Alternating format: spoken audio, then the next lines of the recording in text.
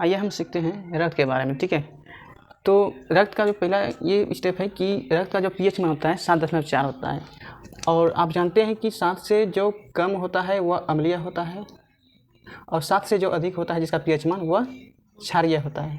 तो ये 7.4 है, इसका मतलब ये जो रक्त जो हो गया वह क्षारीय होता है। ठीक है, इसमें जो हमारे मानव शरीर में, स्वस्थ मानव शरीर में जो पूरा रक्त की मात्रा होता है वह 5.5 लीटर होता है, और ये कुल भार का 7% होता है। वही महिलाओं की बात करें तो पुरुष की अपेक्षा उसमें जो ना आधा लीटर रक्त की मात्रा कम होती है। ठीक है, अब ये रक्त की जो है, रक्त को 2 भागों में बांटा गया है, पहला प्लाज्मा और दूसरा रुधिर कणिकाएं। प्लाज्मा पूरे जो रक्त का जो जितना रक्त होता है उसका 55% भाग सिर्फ प्लाज्मा होता है, और 45% भाग रुधिर कणिकाएं होता है। ठीक है, प्लाज्मा में 90% भाग जल होता है, और बाकी जो 10% भाग होता है वह प्रोटीन होता है, कार्बनिक पदार्थ और कार्बनिक पदार्थ होता है।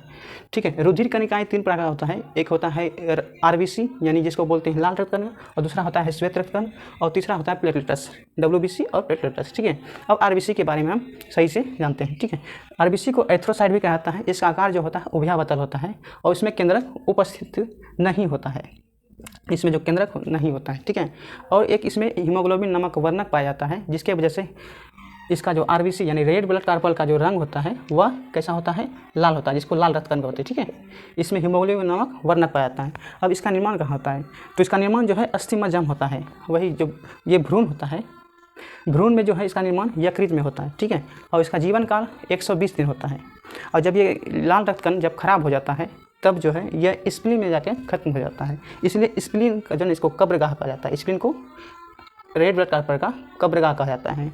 इसका कार्य क्या होता है, इसका काम जो होता है ऑक्सीजन और कार्बन डाइऑक्साइड का परिवहन करने का शरीर में काम करता है। ठीक है, और हीमोग्लोबिन के कारण जो है, जिसमें कमी हो जाता है हीमोग्लोबिन के कारण जो है रक्त अल्पता और एनीमिया रोग उत्पन्न होता है।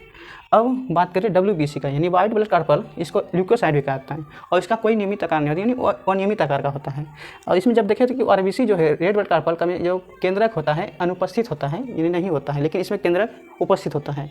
इसमें कोई वर्णक नहीं पाया जाता, यानी ये रंगहीन होता है। ठीक है, और ये इसका निर्माण भी अस्थिमज्जा में ही होता है, इसका निर्माण अस्थिमज्जा। इसका काम क्या होता है, जिसमें इसमें काम देखे थे कि हम कि ऑक्सीजन और कार्बन डाइऑक्साइड का परिवहन करना काम होता है।